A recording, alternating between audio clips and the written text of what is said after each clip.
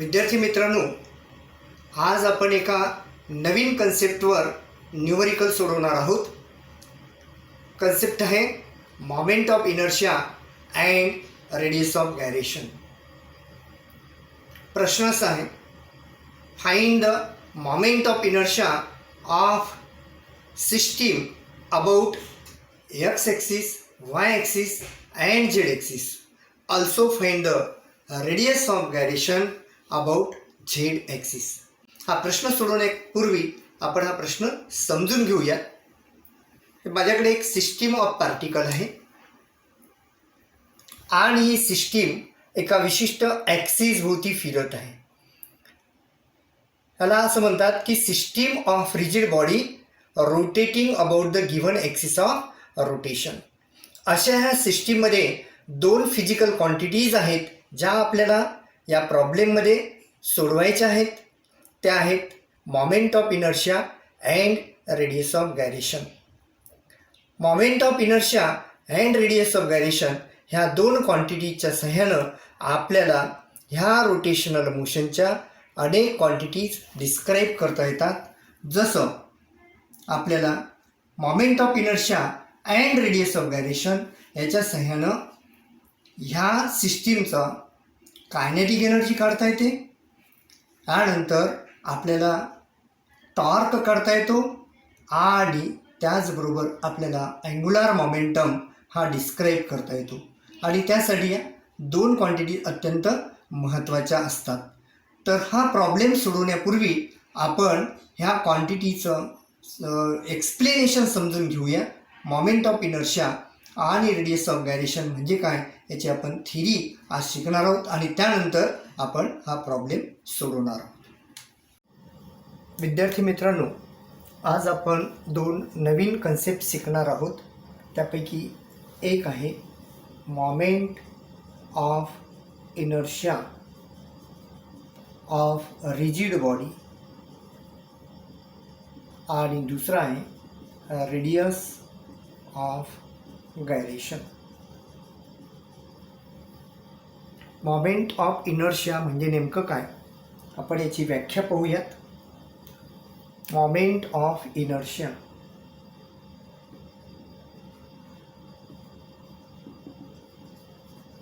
याचा सिम्बॉल आहे कॅपिटल आहे. ह्याची व्याख्या आपण फॉर्म्युल्याने सांगू शकतो. I is equal to m1 r1 square plus m2 r2 square plus m3 r3 square and so on. किंवा याला आपल्याला असं लिहिता येईल summation mi ri square I is equal to 1 to n. म्हणजे नेमकं काय, तर moment of inertia of a rigid body about the given axis of rotation is equal to sum of product of mass and square of distance from the axis of rotation. माझ्याकडे एक system of particles आहे. ह्याला आपण rigid system of particle म्हणू. आणि या ठिकाणी ही आहे याची axis of rotation. He axis of rotation आहे आणि ही आहे system of particle. And this system of particle is capable of rotating about this axis. In such a case, this system has a moment of inertia. अशा ह्या केसमध्ये ह्या सिस्टीमला एक quantity असते ज्याला आपण म्हणतो मोमेंट ऑफ इनर्शिया. आणि हा काढायचा कसा, तर sum of product of mass of this particle and the square of distance from the axis of rotation. अशा प्रत्येक पार्टिकलचा मास आणि ॲक्सिसपासूनचं डिस्टन्सचा स्क्वेअर ह्या सर्वांचं समेशन म्हणजे मोमेंट ऑफ इनर्शिया. पुन्हा एकदा आपण याची व्याख्या पाहूयात. Moment of inertia of a rigid body about the given axis of rotation is defined as the sum of product of mass and the square of distance from the axis of rotation. ह्या moment of इनर्शियाचं SI unit आहे. SI unit is equal to kilogram metre square. आणि याचे dimensions आहेत. Dimensions of I is equal to m raised to 1 L raised to 2. आता दुसरी quantity आहे आपली रेडियस ऑफ गायरेशन.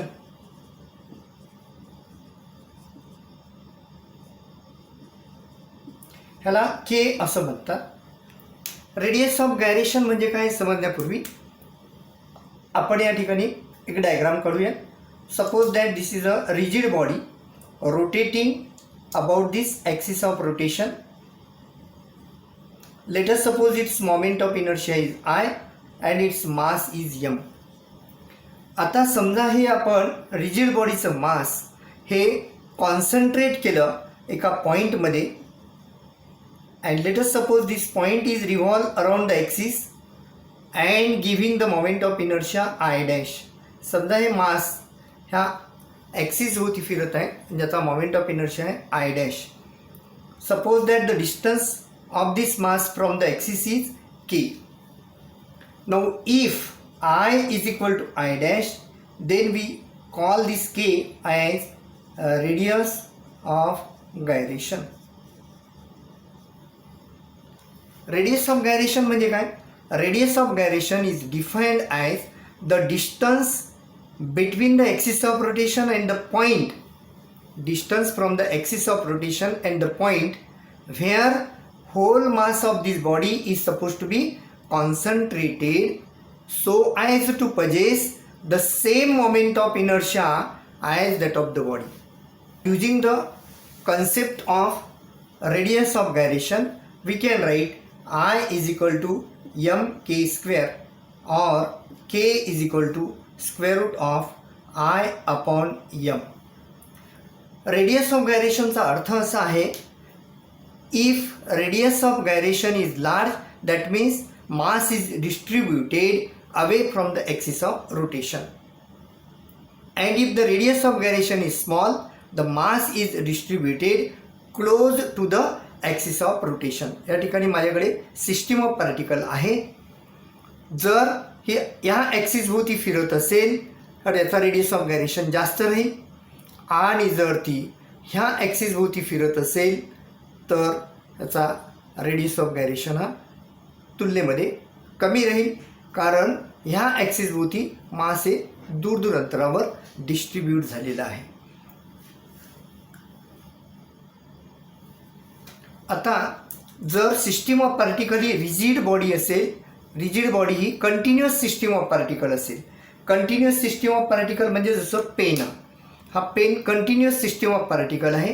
ह्याचा जर मोमेंट ऑफ इनर्शिया काढायचा असेल तर moment of inertia of continuous system of particle is I is equal to integration R square dm. इथे dm म्हणजे small element of mass at a distance r from the axis of rotation. I is equal to integration R square dm हे particularly continuous system of पार्टिकलसाठी वापरतात, आणि I is equal to summation mi square I is equal to 1 to n हे discrete system of पार्टिकलसाठी वापरतात. जसं या ठिकाणी माझ्याकडे जी आहे ती डिस्क्रीट सिस्टीम ऑफ पार्टिकल आहे, यासाठी आपण हा वरचा फॉर्म्युला वापरणार आहोत. आता आपल्याला जर दोन ॲक्सिसचा मोमेंट ऑफ इनर्शिया दिला असेल, उदाहरणार्थ या ठिकाणी ही आहे एक्स ॲक्सिस आणि ही आहे वाय ॲक्सिस. एक्स ॲक्सिस आणि वाय ॲक्सिस. एक्स ॲक्सिस आणि वाय ॲक्सिसचा जर मोमेंट ऑफ इनर्शिया माहिती आहे आणि आपल्याला झेड ॲक्सिसचा मोमेंट ऑफ इनर्शिया काढायचा आहे. या ठिकाणी लक्षात घ्या, तिन्ही ॲक्सिस एकमेकांना परपेंडिक्युलर आहेत. मग अशा वेळी हा जर आपल्याला झेड ॲक्सिसचा मोमेंट ऑफ इनर्शिया काढायचा असेल तर आपण एक थेरम वापरतो. त्या थेरमला म्हणतात प्रिन्सिपल ऑफ परपेंडिक्युलर ॲक्सिस. तर आपण ते थेरम पहिल्यांदा समजून घेऊया. Principle of perpendicular axis theorem.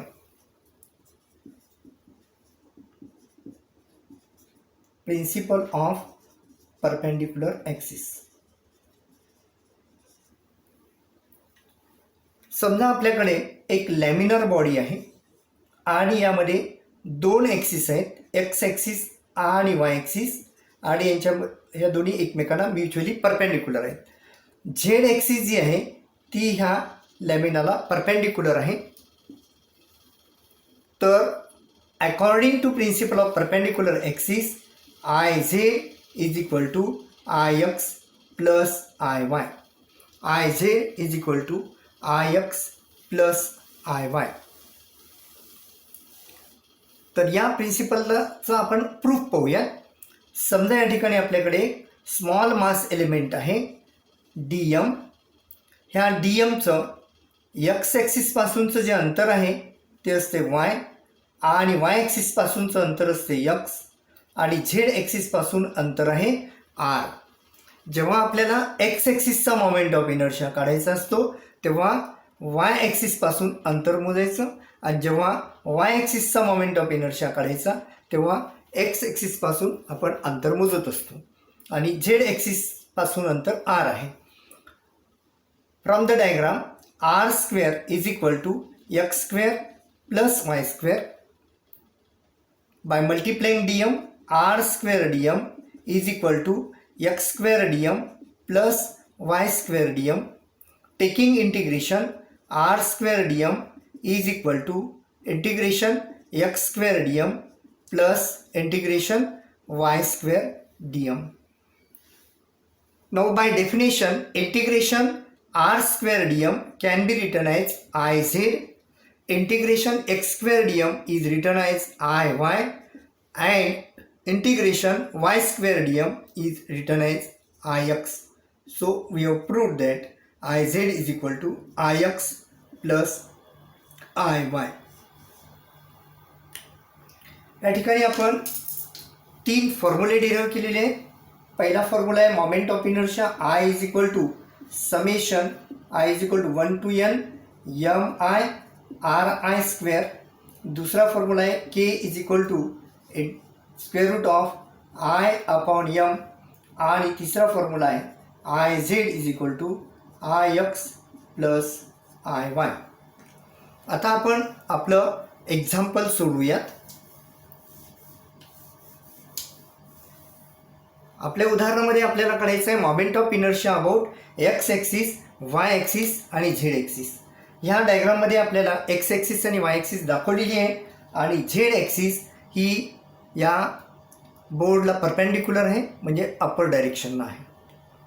तर पहिल्यांदा आपण काढूत I x.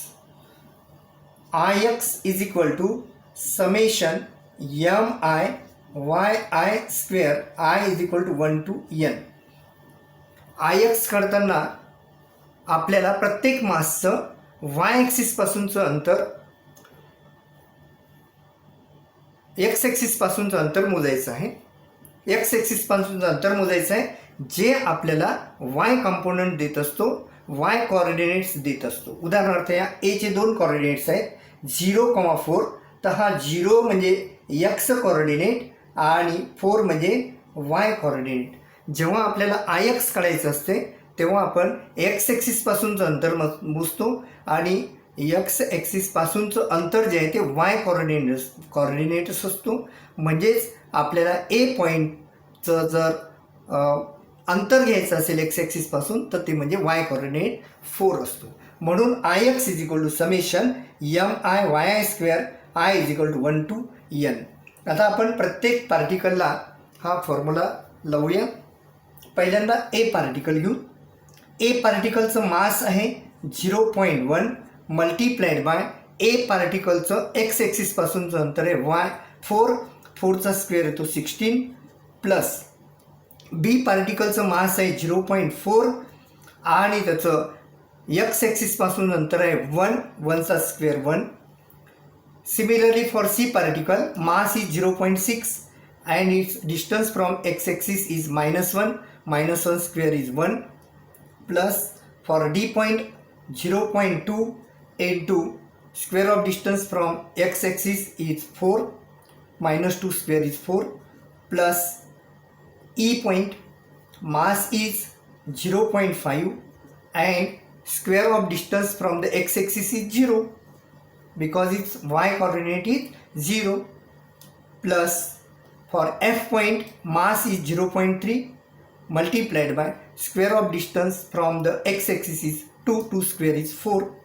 So solving this we get 0.1 into 16 is 1.6 plus 0.4 into 1 is 0.4, 0.6 into 1 is 0.6 plus 0.2 into 4 is 0.8, 0.5 into 0 is 0 plus 0.3 into 4 is 1.2. 1.6 plus 0.4 is 2, 0.8 plus 1.2 is 2, so 2 plus 0.6 plus 2 and this is equal to 4.6. Unit is kilogram meter square. आता आपल्याला करायचं आहे IY is equal to summation I is equal to 1 to n mi xi square. IY करताना y axis पासूनचं अंतर मोजायचं असते आणि y axis पासूनचं अंतर म्हणजे x कोऑर्डिनेट. आपण सर्व पार्टिकलसाठी हा फॉर्म्युला यूज करूया. For particle A mass is 0.1 into xi square means x1 square, x1 coordinate is 0, that is 0 plus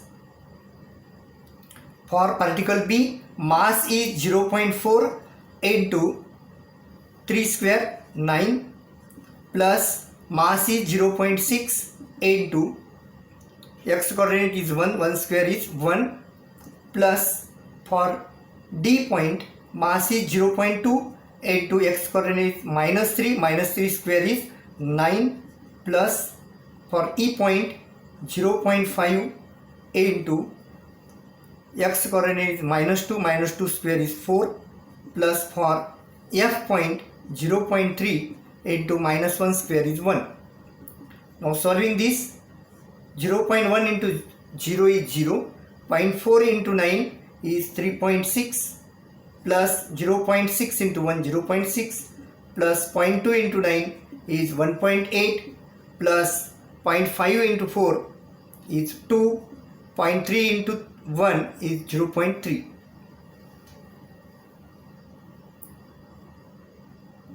Or it is equal to 3.6 plus 0.6 is 4.2 plus 1.8 plus 2 plus 0.3.